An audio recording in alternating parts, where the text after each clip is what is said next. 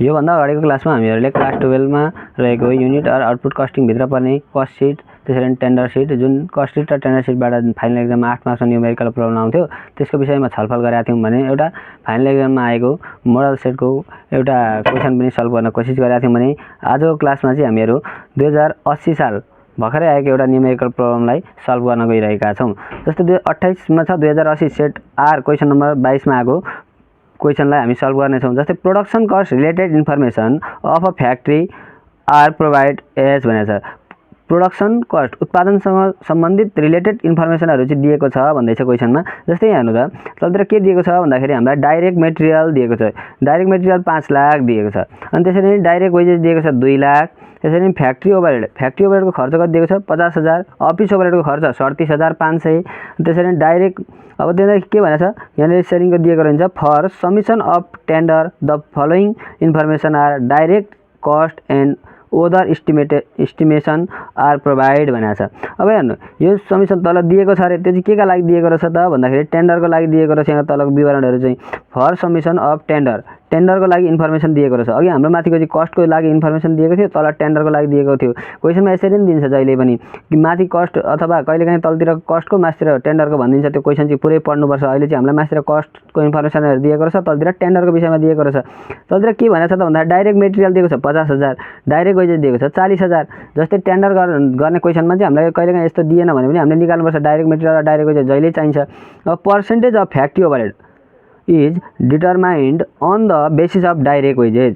यो के को बेसिसमा percentage of factory overhead determined on the basis of direct wages. Factory ओभरहेडको बेसिस चाहिँ डाइरेक्ट वेजेस अरे and office overhead on the basis of के भनेको छ फ्याक्ट्री कस्ट भनेको छ। Profit on sales 20% on sales. अब जस्तै प्रॉफिट चाहिँ 20% अन सेल्स का आधारमा गर्नु भनेको छ। बेसिस डाइरेक्ट वेजेस र बेसिस चाहिँ फ्याक्ट्री कस्ट भनेको छ। जस्तै अघि हामीले फ्याक्ट्री ओभरहेडमा के डाइरेक्ट वेजेस बेसिस हुन्छ कि त प्राइम कस्ट हुन्छ भनेको थियो। अहिले डाइरेक्ट वेजेस भनेको छ। जस्तै रिक्वायर्डमा के भनेको छ ए नम्बरमा कस्ट सिट भनेको छ तलतिर टेन्डर भनेको छ। अब हेरौँ सुरुमा टेन्डर गर्नको लागि कस्ट सिट गर्नै पर्दो रहेछ। त्यो गरौँ ल कस्ट सिट। तपाईहरुलाई कस्ट सिटको विषयमा त योभन्दा अगाडिको भिडियो हेर्नु भएको छ भने पनि थाहा छ अलिअलि। अब हेर्नु है त सुरुमा हामीसँग के आउँछ त भन्दाखेरि अब अस्ति कस्ट सिटको मात्रै क्वेशन आउँदा चाहिँ हाम्रो धेरै हुन्थ्यो इन्फर्मेसन। हामी ओपनिङ स्टक र मटेरियल एट पर्चेज र मटेरियल भन्दै लेख्थ्यौं। अब अहिले चाहिँ हामीलाई यो कस्ट र टेन्डर आयो भने चाहिँ टेन्डरमा थोरै विवरण कस्ट सिटको थोरै विवरणहरु मात्रै दिएको हुँदाले हामी डाइरेक्ट लेख्छौं डाइरेक्ट मटेरियल डाइरेक्ट वेजेस छ। डाइरेक्ट मटेरियल लेख्नु सुरुमा कस्ट सिटको डाइरेक्ट मटेरियल डाइरेक्ट मटेरियल भनेर यहाँ हेर्नु त कति दिएको छ क्वेशनमा भन्दाखेरि डाइरेक्ट मटेरियल दिएको छ हामीलाई 5 लाख दिएको छ। यहाँ सुरुमा हेर्नु त 5 लाख डाइरेक्ट मटेरियल दिएको छ 5 लाख। अब त्यसरी नै दिएको छ हेर्नु डाइरेक्ट वेजेस भनेर कति दिएको छ 2 लाख दिएको छ। डाइरेक्ट वेजेस भनेर दिएको छ 2 लाख। हेर्नु है त यो 5 लाख र 2 लाखले कति भयो त यहाँ भन्दाखेरि 7 लाख भयो 7 लाख। अब हेर्नु यो डाइरेक्ट मटेरियल डाइरेक्ट वेजेस जोडिसकेपछि के निक्लिन्छ प्राइम कस्ट आधारभूत लागत आयो। अब एड अब यो प्राइम कस्ट आइसकेपछि हामी के गर्थ्यौं त आधारभूत लागत आइसकेपछि हामी फ्याक्ट्री ओभरहेडका कुराहरु जोड्थ्यौं। फ्याक्ट्री ओभरहेडका कुराहरु जोड्थ्यौं। अब क्वेशनमा हेर्नु त यहाँ हामीलाई दिएकै हुन्छ के डाइरेक्ट दिएको छ। फ्याक्ट्री ओभरहेड भनेर कति दिएको छ त क्वेशनमा भन्दाखेरि विस्तार हेर्नु होला फ्याक्ट्री ओभरहेडको सिधा कति दिएको छ 50,000 दिएको छ। फ्याक्ट्री ओभरहेड कति दिएको रहेछ 50,000 दिएको छ हो। अब यो दुईटा 7 लाखमा 50,000 जोड्दा 7,50,000 आयो। अब हेर्नु है त 7,50,000 आयो। प्राइम कस्ट फ्याक्ट्री ओभरहेड जोडिसकेपछि यहाँनेरि के आउँछ त भन्दाखेरि फ्याक्ट्री कस्ट आउँछ। अब हेर्नु एड अब फ्याक्ट्री ओभरहेडको कुरा जोडिसक्यौं फ्याक्ट्री कस्ट आयो। अब हामी कुनसँग सम्बन्धित खर्च जोड्थ्यौं भन्दा अफिसको कुरा जोड्थ्यौं। अब अफिस हेर्नु त यहाँ अफिस ओभरहेड भनेर 37,500 दिएको छ। यो क्वेशनमा हेर्नु त अफिस ओभरहेड भनेर कति दिएको छ 37,500।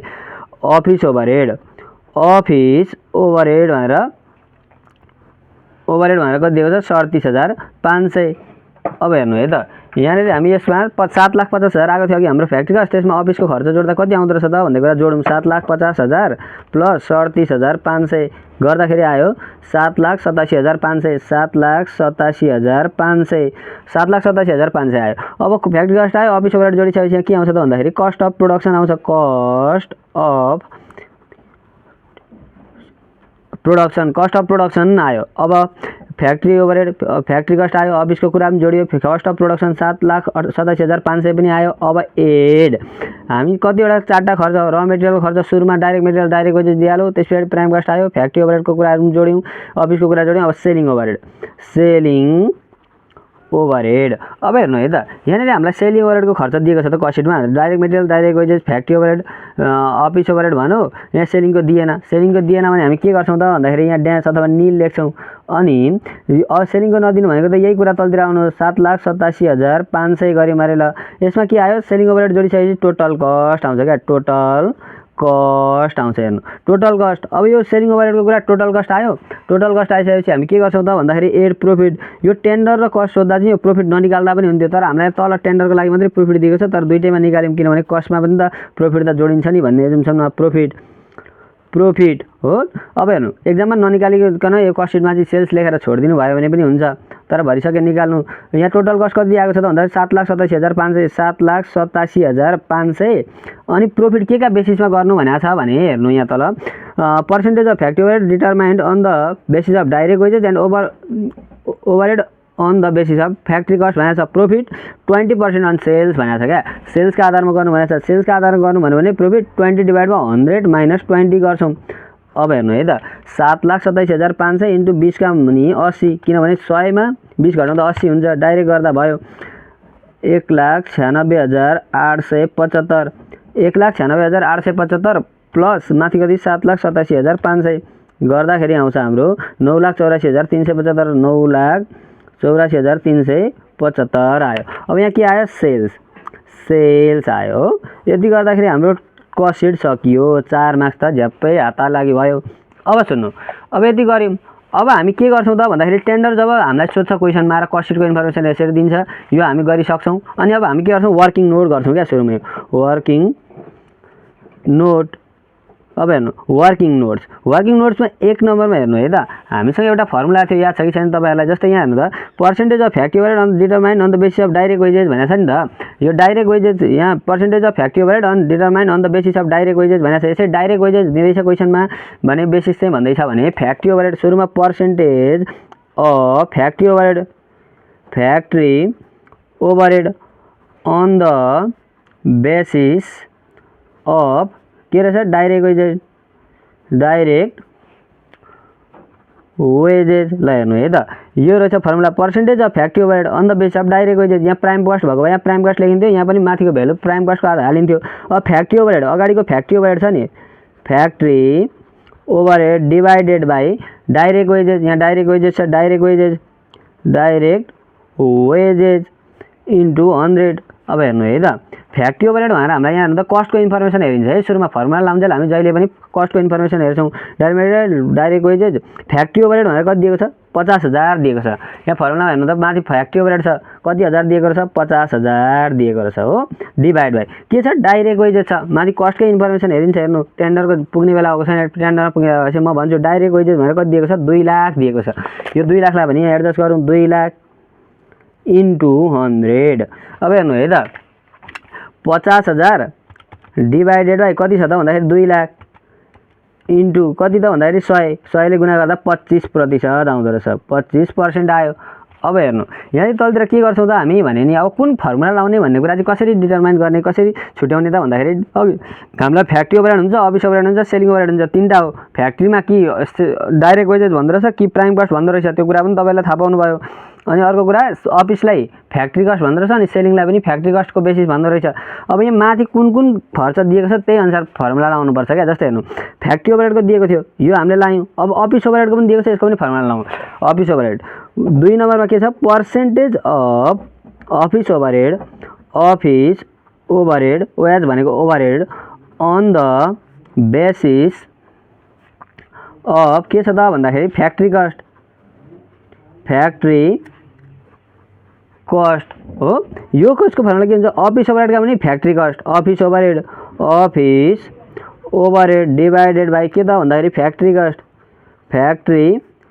Cost into 100। अब हेर्नु है त office overhead divide by factory cost into 100। अब कस्टको इन्फर्मेसन हेरिन्छ अरे, यहाँ हेर्नु है त हेरिन्छ भने के हुन्छ त भन्दाखेरि अफिस ओभरहेड 37,500, अफिस ओभरहेड कति छ 37,500 डिभाइड बाई फ्याक्ट्री कस्ट भनेको कति छ त भन्दाखेरि फ्याक्ट्री कस्ट हाम्रो कति आएको छ त भन्ने कुरा यहाँ हेर्ने क्या। अब यहाँ हेर्नु है त फ्याक्ट्री कस्ट त फेरि क्वेसनमा हेऱ्यो भने भेटिँदैन नि। यहाँ माथि निकालेको छ हामीले फ्याक्ट्री कस्ट भनेर कति निकालेको छ भन्दाखेरि 7,50,000 निकालेको छ। कस्टको आधारमा हेरिँदो रहेछ 7,50,000 इन्टु 100। अघि सबै इन्फर्मेसन त्यहीँबाट हेरे भए पनि सजिलो हुन्थ्यो।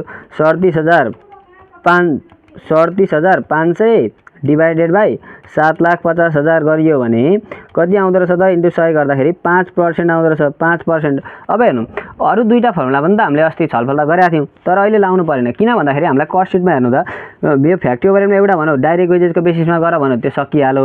अफिसको खर्च दिएको थियो यो फ्याक्ट्रीको आधारमा गऱ्यौँ सकिहाल्यौँ। अब सेलिङको खर्च यहाँ दिएको छ त दिएको छैन भने हामीले फर्मुला लाउनु परेन। अब यति नै रहेछ हो।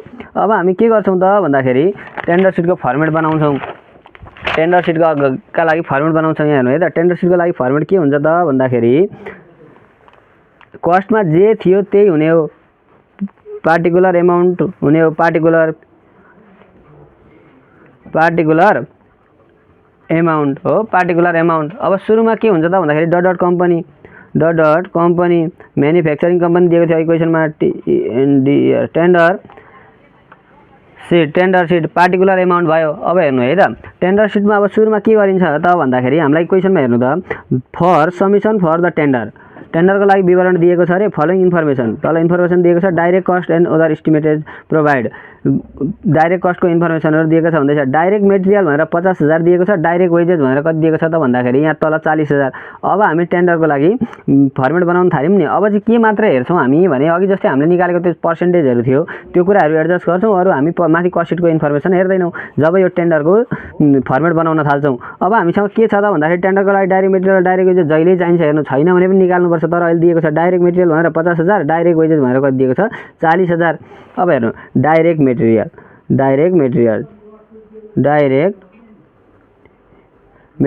भनेर दिएको छ कति त भन्दाखेरि डाइरेक्ट मेटेरियल दिएको छ कति त भन्दाखेरि हेर्नु है त डाइरेक्ट मेटेरियल भनेर दिएको छ कति 50,000 दिएको छ 50,000।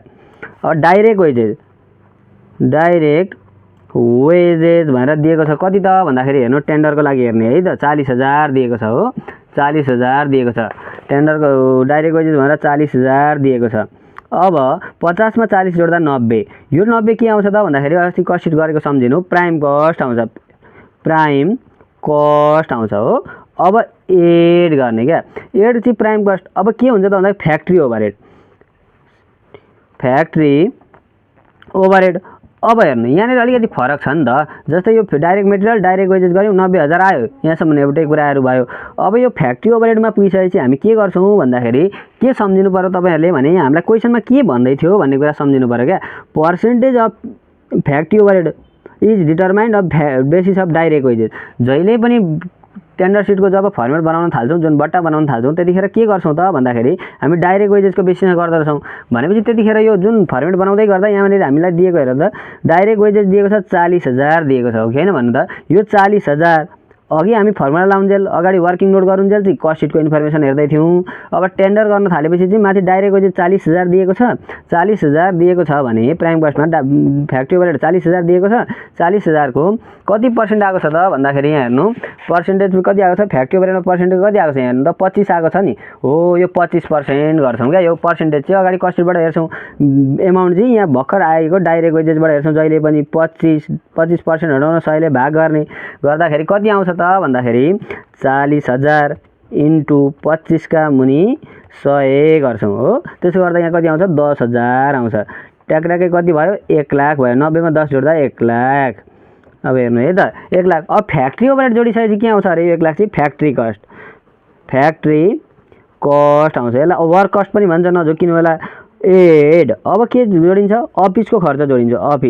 अफिस ओभरहेड अस्ति पनि यही थियो। तर यहाँनिर के कुरा ध्यान दिनु पर्यो भन्दाखेरि जस्तै सधैँ हाम्रो अफिस र सेलिङको बेसिस चाहिँ फ्याक्ट्री कस्ट हुँदो रहेछ भन्ने कुरा त हामीलाई थाहा भयो। यहाँ पनि percent of overhead determine the basis of direct wages and office overhead on the basis of factory cost भनेको छ। के भने एक दिन यहाँ हेरेर गर्दा हुन्छ फ्याक्ट्री कस्ट भनेको छ हो। अफिस र सेलिङको चाहिँ बेसिस के हुँदो रहेछ फ्याक्ट्री कस्ट। अहिले हामी अफिसको गर्दैछौँ। अब हामी फ्याक्ट्री कस्ट त हो बेसिस यहाँ छ क्या। अब यो फेरि अगाडि पनि हामीले अघि कस्ट सिट गर्दा पनि फ्याक्ट्री कस्ट त निकालेको थियो 7,50,000 समथिङ कति तर अहिले हामी टेन्डरको सिटको जुन फर्मेट गर्दैछौँ त्यतिखेर चाहिँ हामी यहाँ टेन्डरकै हेर्छौँ क्या। फ्याक्ट्री कस्ट 1 लाख इन्टु यो 1 लाख फ्याक्ट्री कस्ट 1 लाख भयो, अफिस ओभरहेड 1 लाख भयो नि। अब 1 लाखको कति पर्सेन्ट छ त भन्ने कुरा यहाँ हेर्नु त अगाडि हामीले अघि निकालेको छौँ। यहाँ हेर्नु त office overhead divide by factory cost गरेर कति 5% निकालेका छौँ नि। हो यो 5%लाई एडजस्ट गर्छौँ। अब 5% 5 डिभाइड बाइ 100 गर्छौँ किनभने पर्सेन्ट हर्नु सयले भाग गर्ने हो त तपाईँले बुझिहाल्नुहुन्छ। अब हेर्नु है त 1 लाख यहाँदेखि आयो, हेर्नु है त फ्याक्ट्री कस्टदेखि आयो इन्टु 5 का मुनि 100 गर्दाखेरि आयो 5000 आयो, 5000 आयो अरे। ल यो 1 लाखमा 5000 त 1 लाख 5000 भयो। अब हेर्नु यो फ्याक्ट्री ओभरहेड जोडिसकेपछि हामी यहाँ के निकाल्छौँ त भन्दाखेरि यो चाहिँ कस्ट अफ प्रोडक्सन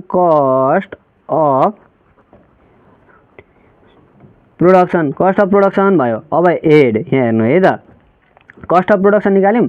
अब हामी सेलिङ ओभरहेड हो कि होइन, कस्ट अफ प्रोडक्सनदेखि सेलिङ ओभरहेड हो, सेलिङ ओभरहेड।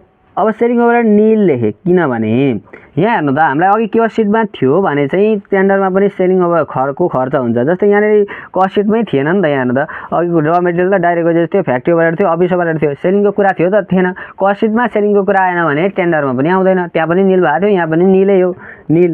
अब यो 1,05,000 को 1,05,000 अब सेलिङको खर्च जोड्यौँ अरे अहिले छैन भने तर पनि हामीले निल लेखेर जोड्यौँ भनेपछि अब के आउँछ त भन्दाखेरि सम्झिनु त सेलिङ ओभरहेड गरिसकेपछि यहाँ टोटल कस्ट आउँछ। हो टोटल कस्ट आउँछ।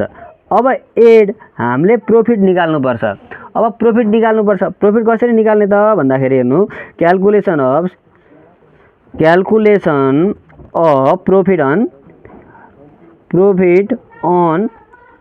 सेल्स गरेँ किनभने अघि मैले क्वेसन पढ्दैखेरि थाहा थियो मलाई। यहाँ हेर्नु है त percentage of factory overhead determine the direct wages अथवा office overhead basis on factory cost. Profit हो। प्रोफिट कति छ त भन्दाखेरि प्रोफिट चाहिँ 20% अन सेल्सका आधारमा भनेको छ। हेर्नु है त प्रोफिट भनेको छ अनि 20% अन सेल्स भनेको छ, सेल्सका आधारमा गराए भनेको छ। प्रोफिट अन सेल्स, यो प्रोफिट अन सेल्स भनौँ भने प्रोफिट निकाल्ने फर्मुला के हो त भन्दाखेरि PROFIT profit equals to total cost into P by 100 minus P%। यो पनि पर्सेन्ट हो। ल यसलाई ब्राकेट दिउँ। अब हेर्नु है त टोटल कस्ट भनेको हाम्रो यहाँ कति छ यहाँ हेर्नु त है। टोटल कस्ट भनेको अघि हामीले हिसाब गर्दै जाँदा 1,05,000 आएको छ। 1,05,000 इन्टु P% भनेर कति दिएको छ क्वेसनमा भन्दाखेरि हेर्नु P% भनेर 20% दिएको छ क्या। यहाँ हेर्नु है त 20% दिएको छ। 20 डिभाइड बाई 100 माइनस 20 भनेको अन सेल्स भन्यो भने 100 माइनस 20 हुँदो रहेछ क्या। अब हेर्नु है त 1,05,000 इन्टु 20 डिभाइड बाई 100 माइनस 20 गर्दाखेरि कति हुन्छ त भन्दाखेरि 20,980।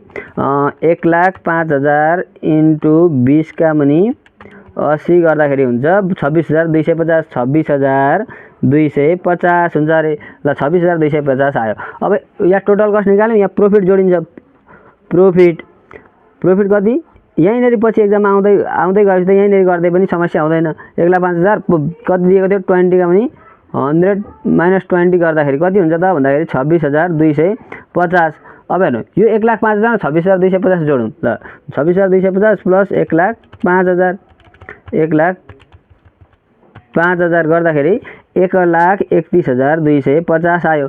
अब अघि के गरेका थियौँ हामीले कस्ट सिटको गर्दै जाँदा चाहिँ लास्टमा सेल्स लेखिन्छ। टेन्डर चाहिँ गर्दै जाँदा यहाँ चाहिँ टेन्डर